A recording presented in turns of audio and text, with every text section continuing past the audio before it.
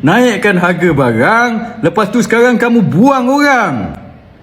Kita kerajaan lama sebelum ini yang kamu guling-guling kutuk dulu, macam-macam mana buruk pun kerajaan lama dulu, tak pernah buat macam ni, Anwar Ibrahim. Ini kamu yang janji harga minyak turun, harga barang turun, harga kereta murah, tol free, PTPTN dihapuskan. Apa benda jadi ni, Anwar? Lepas tu sekarang kamu minta kebal pula. Minta kebal, buang orang. Sebab itu saya cakap, mungkin ini Allah SWT nak tunjuk lah. Dulu kamu kencing banyak-banyak, kamu janji macam-macam.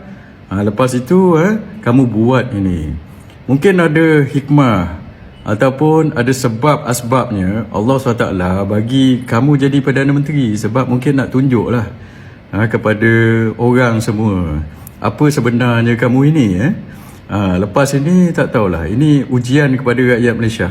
Tunjuk kamu ni jadi Perdana Menteri, apa yang sebenarnya kamu buat. Yang kamu ini cakap tak sebu bikin. Apa yang kamu cakap lain dengan apa yang kamu buat. Dan ini menjadi pengajaran kepada rakyat Malaysia. Janganlah pilih orang-orang macam ini lagi.